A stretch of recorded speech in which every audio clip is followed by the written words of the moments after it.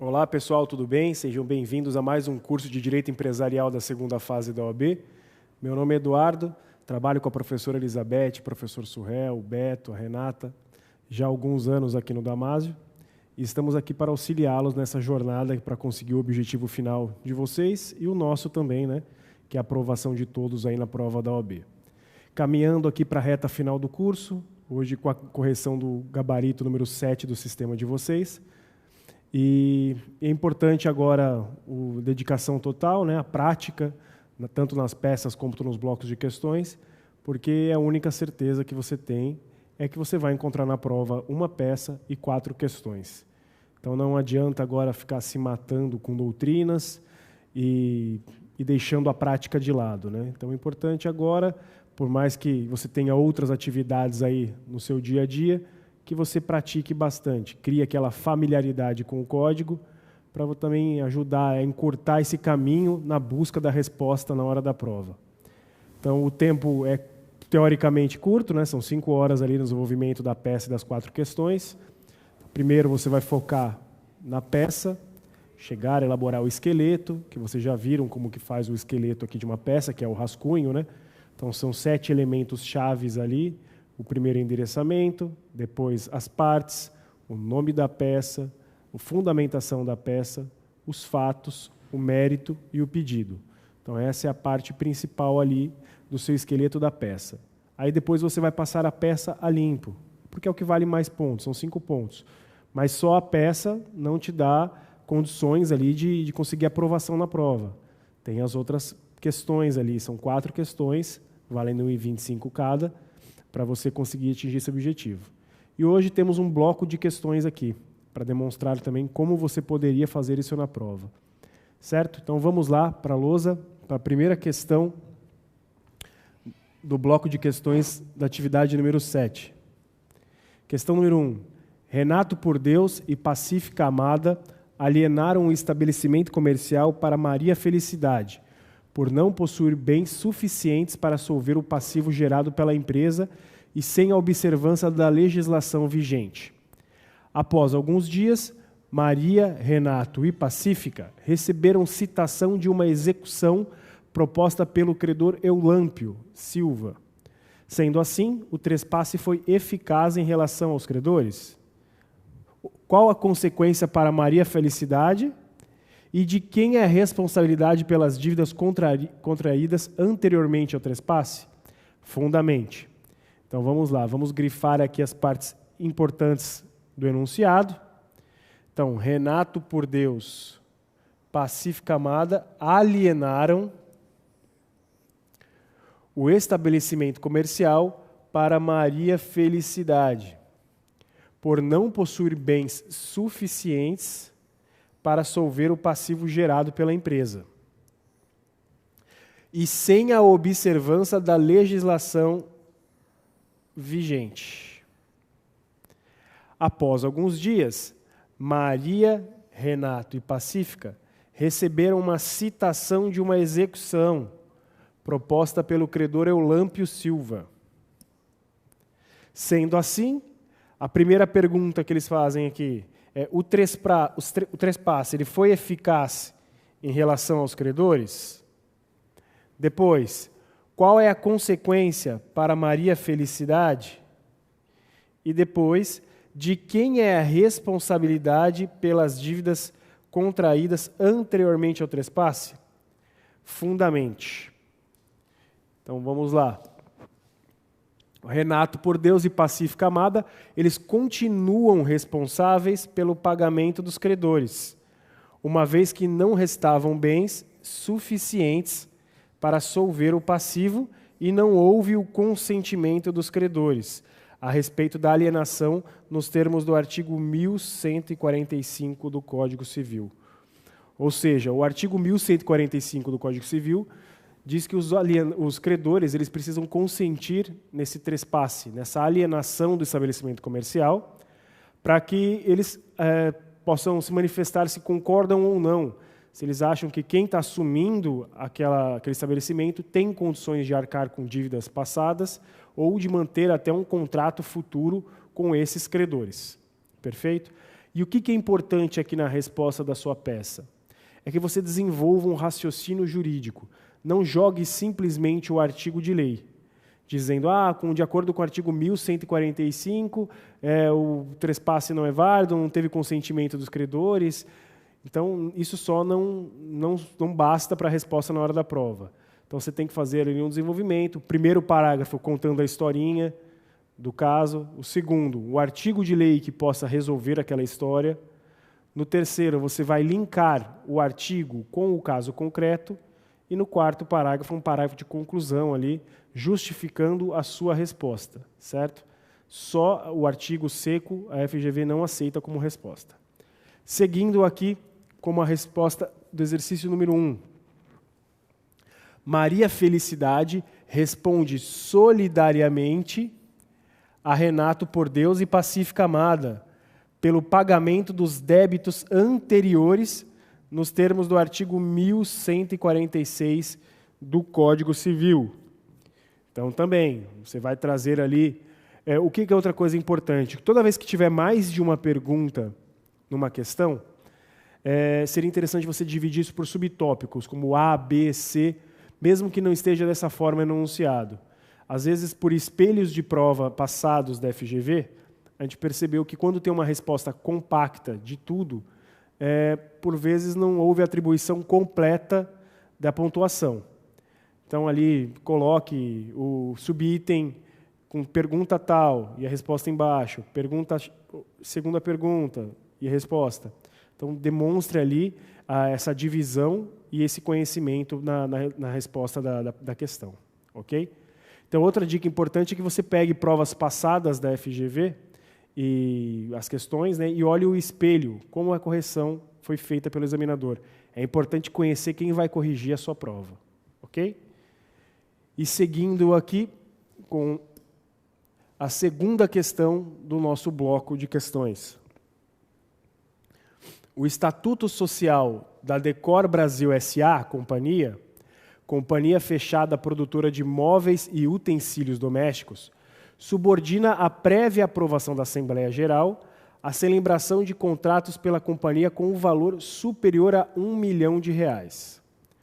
O sócio controlador da companhia, Serralheria Fluminense Limitada, titular de ações ordinárias representativas de 65% do capital votante, propõe à administração da companhia a contratação de fornecimento de matéria-prima no valor de R$ 5 milhões. Realizada a Assembleia Geral da companhia, os acionistas minoritários, Carlos e Silvio, titulares de ações ordinárias representativas de, respectivamente, 20% e 15% do capital votante, discordam da mencionada contratação, alegando que o valor se encontra muito acima do preço de mercado. Não obstante, o acionista Serralheria Fluminense Limitada faz prevalecer seu voto, determinando a administração que realize a referida contratação de fornecimento de matéria-prima. Como advogado dos acionistas minoritários, analise a conduta e a validade do voto proferido pela Serralheria Fluminense Limitada e oriente seu cliente quanto às medidas que devam ser tomadas. Então, vamos ler novamente o enunciado e grifar aqui o que é importante para a elaboração da nossa resposta. Então, o Estatuto Social da Decor Brasil S.A., companhia fechada, produtora de móveis e utensílios domésticos, subordina a prévia aprovação da Assembleia Geral a celebração de contratos pela companhia com um valor superior a R$ 1 milhão. O sócio controlador da companhia, Serralheria Fluminense Limitada, titular de ações ordinárias representativas de 65% do capital votante, propõe à administração da companhia a contratação de fornecimento de matéria-prima no valor total de R$ 5 milhões. Realizada a Assembleia Geral da companhia, os acionistas minoritários Carlos e Silvio, titulares de ações ordinárias representativas respectivamente, no valor de 20% e 15% do capital votante, eles discordam da mencionada contratação, alegando que o valor se encontra muito acima do preço de mercado. Não obstante, o acionista Serralheria Fluminense Limitada faz prevalecer o seu voto, determinando a administração que realize a referida contratação de fornecimento de matéria-prima. Como advogado dos acionistas minoritários, analise a conduta e a validade do voto proferido pela Serralheria Fluminense Limitada e oriente seu cliente quanto às medidas que devam ser tomadas. Primeiro, é plenamente possível Carlos e Silvio impedirem a contratação de fornecimento de matéria-prima da forma desejada pelo acionista majoritário ali, Serralheria Fluminense Limitada, que como acionista controladora, com base aqui no artigo 116 da Lei 6.404/76, agiu com abuso de poder, nos moldes do artigo 117, parágrafo 1º, da Lei 6.404/76. Portanto, a acionista controladora responderá pelos danos causados à sociedade e aos acionistas controladores. Certo? Por mais que ela tivesse ali seu poder 65% das cotas, ela tinha mais outros 2 sócios ali, um com 20%, outro com 15%, totalizando 100% da sociedade, que discordaram daquela conduta. E por mais que ela tivesse ali a chance, por ser controladora e ter esse poder, ela agiu ali com abusividade, já que, por conta da Assembleia, foi negado aquela contratação. Perfeito? Então, ela pegou, ela fez ali, por força dos seus 65% do capital, ela determinou a contratação, e se isso trouxe realmente prejuízos, como deve ter trazido, ela vai responder pelos danos causados aos terceiros, né, e aos outros sócios acionistas. Ok? Seguindo aqui o bloco de questões para a questão número 3. Pedro é diretor da Sociedade Anônima 1 S.A., mas não é titular de ações da companhia. Durante sua gestão, deixou de pedir a renovação do registro de uma marca perante o NPI, por esquecimento. Um concorrente, verificando o fato, apropriou-se da marca 1SA. A sociedade pergunta ao advogado se existem medidas judiciais a serem adotadas contra Pedro. Quais são elas e quem são todas as pessoas legitimadas para a sua propositura? Pois bem, o Pedro ele é responsável civilmente por ter procedido com negligência nas suas atribuições profissionais aqui no caso. E essa responsabilidade civil está prevista aqui no artigo 158.1 da Lei 6.404/76. A 1SA poderá propor ação de responsabilidade civil contra Pedro pelos prejuízos causados ao seu patrimônio, após prévia deliberação da Assembleia Geral, com base aqui no artigo 159, caput, da Lei 6.404/76. Então, ali a Assembleia ela vai ter legitimidade para decidir acerca dessa propositura de ação de responsabilidade e o que for decidido ali deverá ser cumprido. Se a Assembleia prever ali que não há necessidade dessa propositura da ação, mesmo assim, 5% dos acionistas ali poderiam contrariar e entrar com essa ação, mas depois disso não tem. Tem o prazo de 3 anos aqui prescricional também. Então, não sendo a ação proposta nos 3 meses subsequentes à deliberação da Assembleia, qualquer acionista será legitimado extraordinário a promover a ação de responsabilidade, com base no parágrafo 3º. E caso a Assembleia delibere para não ser proposta, serão legitimados para propor aos acionistas que represente 5% ou mais do capital social da empresa aqui limitada. Perfeito? E partindo aqui para a quarta e última questão desse bloco de questão do exercício número 7 do gabarito de vocês. Em 10 de janeiro de 2007, Fernando vendeu várias mercadorias a outro comerciante, no valor total de R$50 mil. O comprador, naquela data, emitiu 2 cheques em pagamento, cada um deles no valor de R$25 mil. Um desses cheques foi pós-datado, tendo nele o emitente lançado a data de 10 de setembro de 2007. Entretanto, em 20 de outubro de 2007, Fernando tentou endossar o título pós-datado a terceiro, o qual, ao saber das condições do negócio, alegou que tal cheque já estaria prescrito. Subsequentemente, Fernando o procurou questionando sobre essa informação.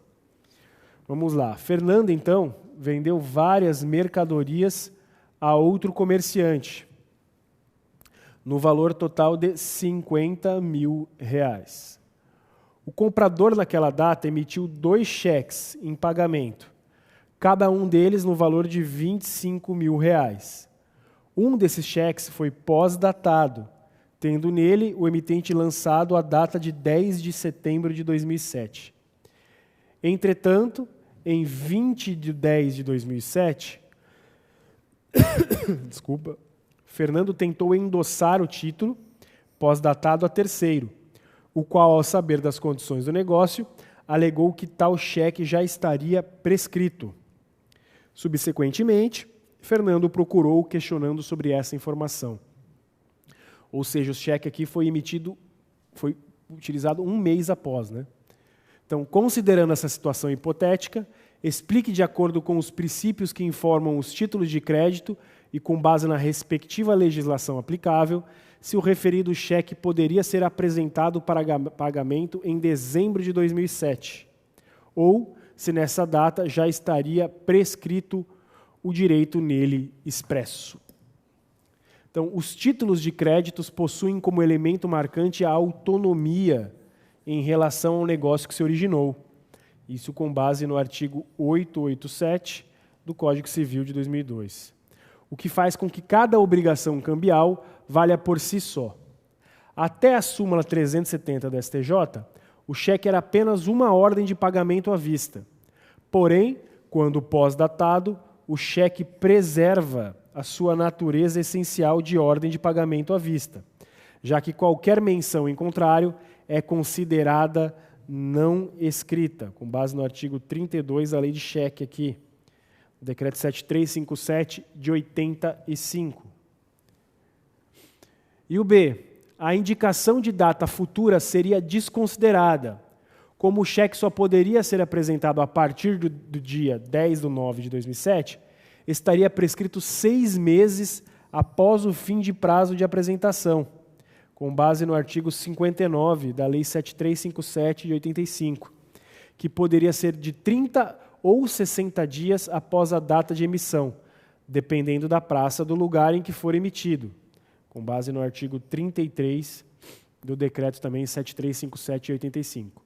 Portanto, o cheque não estaria prescrito em dezembro de 2007, podendo ser apresentado para pagamento.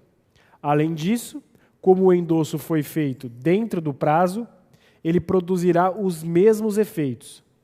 Com a súmula 370 do STJ, entendemos que todos os prazos são contados a partir da data de emissão, mesmo que futura. Tá certo, gente? Então, esse foi o bloco de questões do exercício número 7, do sistema de vocês, né, do gabarito. Espero que todos tenham compreendido. Tivemos ali uma questão de sociedade, uma questão de cheque, uma questão de marca, né? Então, acabam abrangendo bastante matéria do curso de vocês, né, do curso geral. Então, espero que continue praticando, se dedicando ao máximo. A prova está logo aí. E a prática é o que vai te levar a obter o melhor resultado possível. Quanto mais você exercitar nesse momento, maiores as chances de você encontrar algo muito parecido com o que você já executou na hora da prova. Perfeito? Então, desejo a todos uma ótima sequência de curso. Um grande abraço a todos. Até mais.